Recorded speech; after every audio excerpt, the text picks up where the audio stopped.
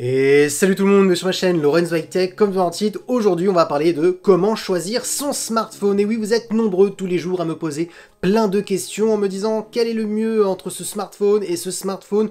Et je me suis dit, ça serait intéressant de vous aider à choisir son smartphone en vous posant les bonnes questions, parce que parfois vous ne vous posez pas les bonnes questions, et donc je me suis dit, ça serait intéressant de vous mettre un petit peu les questions à se poser, comme ça vous allez savoir un petit peu quel smartphone pourrait le mieux vous convenir. Donc voilà, je me suis dit, ça serait intéressant de faire ce style de vidéo. Mais avant de commencer la vidéo, si vous n'êtes toujours pas abonné à ma chaîne YouTube, abonnez-vous, elle est 100% high-tech. N'oubliez pas d'activer la petite cloche de notification pour être notifié lorsque je publie une vidéo, et bien entendu à mes autres réseaux sociaux, c'est-à-dire Instagram, TikTok et Twitter. Tous les liens seront en bas dans la description. Du coup, première question à vous poser avant de choisir la marque, le modèle, etc. C'est bien entendu déterminer votre budget, parce que oui, quelqu'un qui aura un budget illimité, bon bah pas besoin de se poser de questions, vous pourrez juste choisir le modèle le plus haut de gamme et vous aurez juste à choisir la marque que vous préférez et vous aurez un très bon smartphone. Mais par contre, quelqu'un qui a un budget plutôt restreint et surtout voilà, si vous n'avez qu'un budget pour un smartphone entrée de gamme par exemple, il faut savoir qu'un smartphone entrée de gamme et haut de gamme, les différences, c'est que il ne sera pas polyvalent partout. C'est-à-dire qu'un smartphone entrée de gamme, il sera peut-être bon qu'au niveau des performances, mais la partie photo, ça sera moyen, ou peut-être que la partie photo sera un peu intéressante, mais les performances un peu moins, etc. Donc c'est pour ça la première question qu'il faut se poser, c'est vraiment la question du budget. Ensuite, après avoir réfléchi à votre budget, il faut identifier ses priorités, c'est-à-dire quelles caractéristiques vous intéressent le plus sur votre futur smartphone. Est-ce que c'est les performances? Est-ce que c'est l'écran? Est-ce que c'est la partie photo? Alors pourquoi se poser cette question? Tout simplement parce que ça va permettre de savoir est-ce que votre budget est largement suffisant pour correspondre à toutes ces attentes, c'est-à-dire, voilà, par exemple, vous voulez un smartphone très performant, qui fasse de très bonnes photos, un super écran, vous êtes quelqu'un de très exigeant, et peut-être que vous avez mis un budget, par exemple, de 500 €, ça va être très très compliqué de satisfaire cette attente, par exemple, donc du coup, ça vous permet peut-être de se dire, je vais peut-être économiser un peu plus, et on verra, peut-être je changerai mon smartphone l'année prochaine, par exemple, et surtout aussi, si vous êtes quelqu'un, par exemple, qui recherche un smartphone entrée de gamme, un smartphone entrée de gamme, ça va être beaucoup plus compliqué de répondre à toutes les attentes que vous recherchez, par exemple, parce que vous voulez peut-être que les performances, peut-être les performances plus la partie photo, donc voilà, ça va permettre un petit peu de trier aussi les marques, toutes les marques qui existent sur le marché, même si ça commence un petit peu à se restreindre et on commence à avoir de moins en moins de marques depuis que Oppo a quitté le marché, depuis que Realme aussi a quitté le marché, mais bon, il reste quand même pas mal de marques encore et surtout pas mal de gammes, donc c'est vrai que c'est un peu compliqué de s'y retrouver, donc voilà, c'est vraiment pas mal de dire voilà, le budget, ensuite d'identifier bien entendu les caractéristiques qu'on recherche. Ensuite, troisième question à se poser, et c'est la question peut-être la plus importante, je vais pas vous le cacher, c'est combien de temps vous voulez garder votre smartphone? Parce que oui, vous allez me dire, mais pourquoi cette question?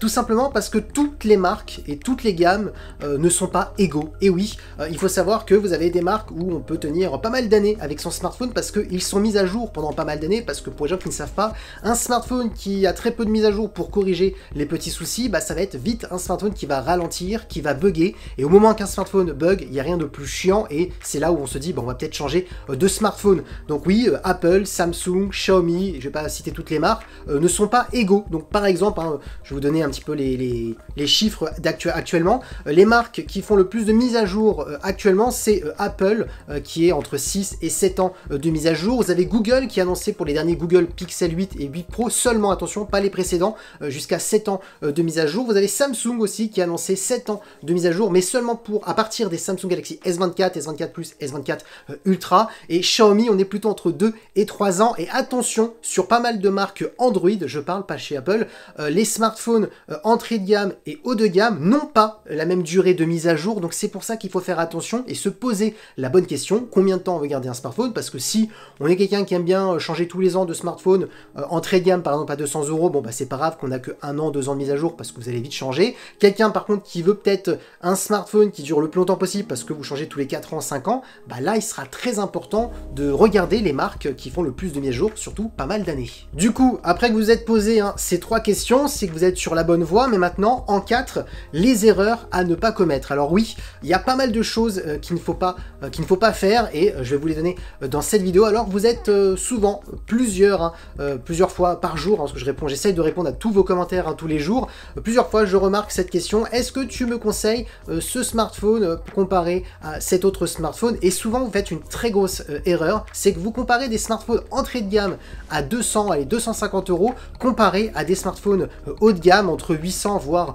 1000 euros. Sachez qu'il ne faut pas, malheureusement, après très peu de personnes le savent, mais s'arrêter sur les caractéristiques très marketing des marques, hein, souvent capteur de 100 mégapixels, écran de 1500 nits, donc voilà, c'est ce style de caractéristiques, et que vous regardez sur le smartphone qui coûte 800 euros, peut-être qu'il ne possède pas cette caractéristique, mais il possède d'autres meilleures caractéristiques, donc il ne faut pas vraiment se faire avoir, on va pas se cacher par tout ce qui est marketing. Donc sachez, la première chose à ne pas commettre comme erreur, c'est comparer gamme par gamme, c'est-à-dire que quand vous comparez un smartphone entrée de gamme, comparez-le à une autre marque d'une gamme entrée de gamme. Si vous comparez un smartphone haut de gamme, comparez-le à une autre marque mais d'une gamme haut de gamme. Donc comparez vraiment les prix par les prix, parce que sachez qu'un smartphone entrée de gamme ne sera jamais meilleur qu'un smartphone haut de gamme. Je vous donne tout simplement un exemple. Ça m'arrive souvent de voir des commentaires: ah regarde, ce Xiaomi à 200 euros, il a un capteur de 100 mégapixels, et ce Samsung qui coûte bien plus cher, il a juste un capteur de 50 mégapixels. Sachez que les mégapixels, par exemple, ça ne veut rien dire.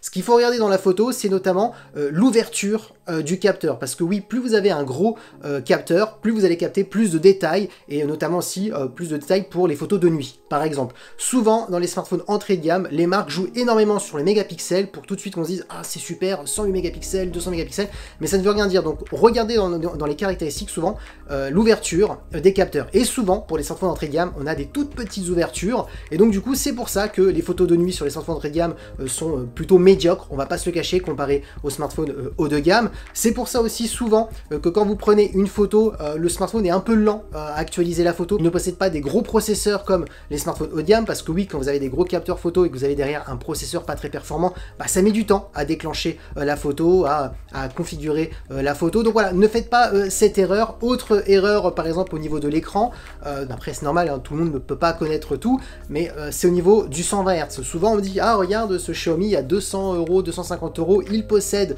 un 120 Hz, et cet autre smartphone, il a aussi un 120 Hz, et pourtant il coûte 2 fois plus cher, 3 fois plus cher. Attention, vous avez 220 Hz. Vous avez un 120 Hz classique, donc pour les gens qui ne savent pas, 120 Hz classique, c'est vous avez un écran qui ne s'adapte pas par rapport à votre contenu. Donc c'est-à-dire, voilà, soit vous avez le choix, vous laissez votre écran en 60 Hz, soit vous avez le choix de laisser tout le temps en 120 Hz. Mais le problème qu'un 120 Hz classique, c'est qu'il se consomme énormément parce qu'il est tout le temps en 120 Hz. Là où la différence, quand vous achetez un smartphone plus cher, haut de gamme, on a la technologie qui s'appelle LTPO. La technologie LTPO, c'est un 120 Hz adaptatif. Donc en gros, on peut descendre de 1 Hz et monter jusqu'à 120 Hz.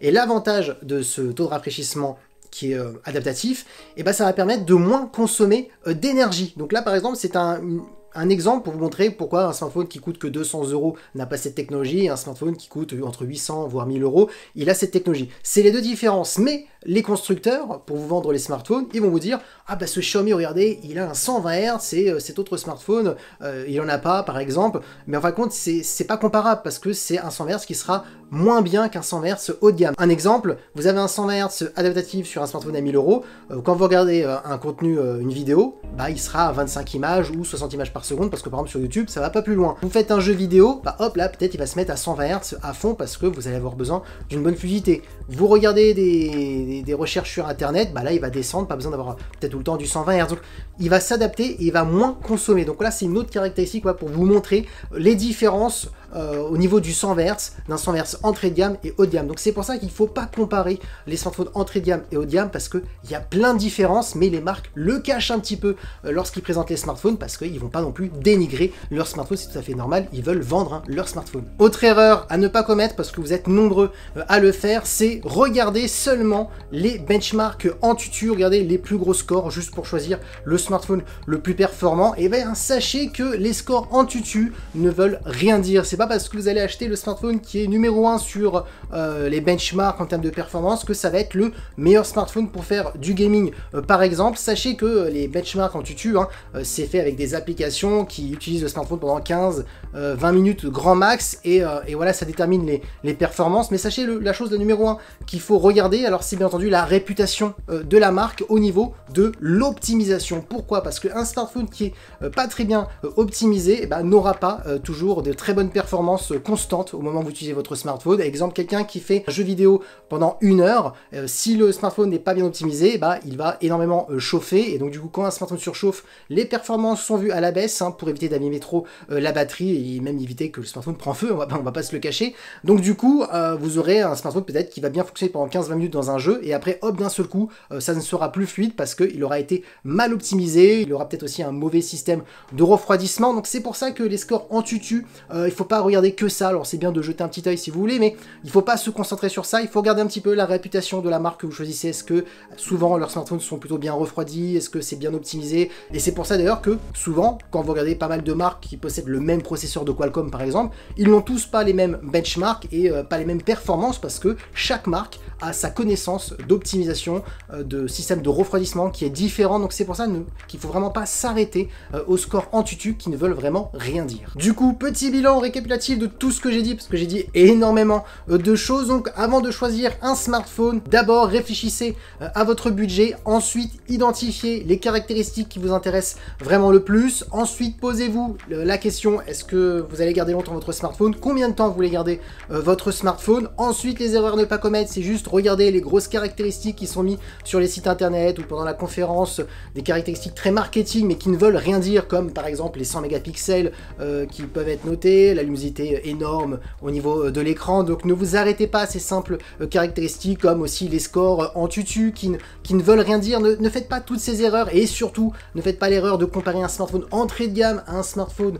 haut de gamme. Si vraiment vous faites attention, vous regardez tout ça, normalement vous allez choisir un bon smartphone qui va vraiment correspondre à votre attente. Donc voilà, dites-moi ce que vous avez pensé de cette vidéo. Tous les commentaires que j'ai eu sur ma chaîne YouTube pendant pas mal de semaines, tous les jours, c'est vrai, je me suis dit, cette idée de vidéo elle serait intéressante, et c'est pour ça que j'ai fait cette vidéo. Donc dites-moi en commentaire si cette vidéo vous a plu, parce que oui, cette vidéo est terminée. J'espère que la vidéo vous a plu. Si c'est le cas, n'oubliez pas le petit pouce like, de vous abonner sur cette chaîne YouTube et d'activer la petite cloche de notification pour être notifié lorsque je publie une vidéo, et bien entendu à mes autres réseaux sociaux, c'est-à-dire Instagram, TikTok et Twitter.